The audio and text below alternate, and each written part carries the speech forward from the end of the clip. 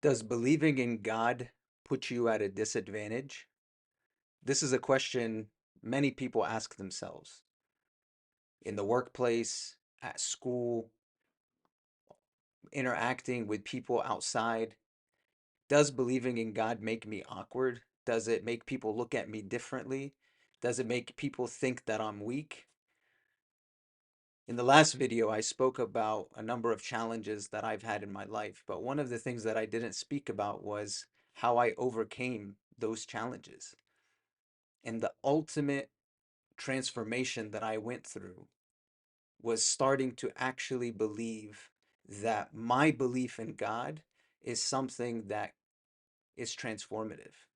It's something that I can use to fuel me to become better, to constantly have this hunger and this thirst for improving myself.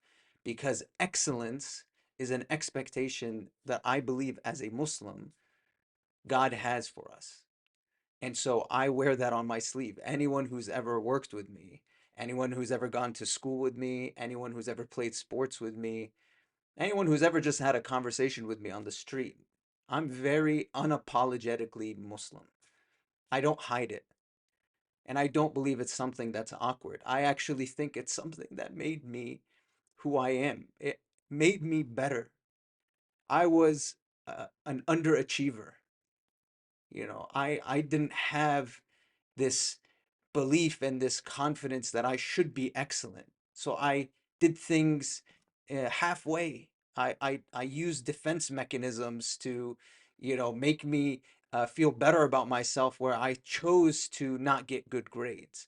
But in reality, it was my fear of failing and my belief in God, my this kind of deep desire to want to please something beyond myself is what drove me to excellence. That is the trigger that changed when I graduated high school and I came out of this perspective that I'm not good enough for something. And I started to believe that no, God has something more for me. He expects more from me. And it would be an injustice to myself and to the opportunities that I've been given to squander that. And so I want to say to all of the people that feel like they have to hide their entire selves, right? Their full selves, and not bring that to school or work or to their friends or to interacting with colleagues. And I want to talk about all the amazing experiences that I've had when I've talked to my colleagues and my friends and just try to give them an understanding of what fuels me, of what makes me who I am, why I want to do the things that I want to do, why I have a deep sense of empathy for them as people, why I have a deep sense of integrity and values where I'm not willing to compromise those values and those feelings of wanting to be as moral and upright as I can, and that I'm willing to sacrifice any material benefit if it means that I would be eating away at the morality that I'm expected to have and hold. And that's something that I believe has made me successful. Those are the things that I've had countless conversations, interactions with so many people. And I think that's where they see the difference. And so, what I want to tell you is if you're someone who believes in something beyond yourself, if you believe in a divine, if you are religious, if you have faith, don't be afraid to show it. Don't be afraid to use that as your mechanism to continue to fuel your journey of growth because we can't do it alone. There has to be something deeper that drives us and that fuels us. And I talked about some of the things that do it from a practical standpoint of, my me being an immigrant or me having certain disabilities or ADHD or, not having, things in my life or poverty. All of that stuff could fuel you. You choose what fuels you, but never be afraid or embarrassed that you are fueled by believing in something that is divine just because society or culture tells us that that's taboo, that that's not something that is acceptable. I think we need to become authentic with ourselves and allow this faith, this love that we have for our Creator to start to now permeate through the love that we have for each other. And that's the only way also for us to hold ourselves accountable, because we're not just doing it for ourselves. We're not just doing it for our family. We're not just doing it for people, but we're doing it for something beyond that. We're doing it for someone that is metaphysical. And that's something that's important to me. And that's sometimes a hard truth where, we're apologetic about who we are and that we don't bring our full selves to work. And there's different parts of our identities that we hide and we conceal them. And I actually think if you have confidence with your entire self, that becomes contagious. People want what you have.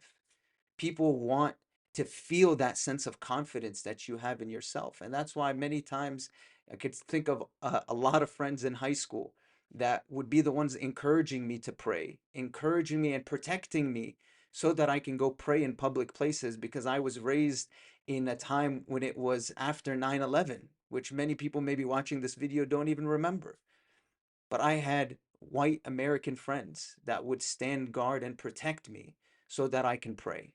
I had friends that would remind me by saying different phrases in Arabic that reflect the supplication of God. I have colleagues at Google and colleagues at IBM that remember that I would, fast on Mondays and Thursdays, and they would remember and build our lunch outings around that schedule. Bring your whole self to work. People respect that. People appreciate that. It's not something that should be taboo. It should be something that actually makes you different than others, because you're now someone that is afraid of something beyond just the material sense. You're going to hold yourself to a higher standard. You're going to have higher integrity. And that's something that you should believe in. And you should use that as something that hopefully rubs off on the people around you, where if they feel like you're treating them with respect and with integrity and with love and with empathy, that they then will start to treat themselves with love and empathy and respect and integrity. And that's what my belief is. That's where I believe the strength that I get to overcome, and the fuel and the fire that I have to constantly change myself, to improve myself, comes from my belief in God. And I wanted to share that with you. And I hope that that's something that fuels your own belief system, and that you reflect on whether you're hiding parts of yourself when you go to different places and interact with different people. Are you hiding parts of yourself, or are you bringing all of that out and allowing that to be a strength of who you are? Let's continue to rise together.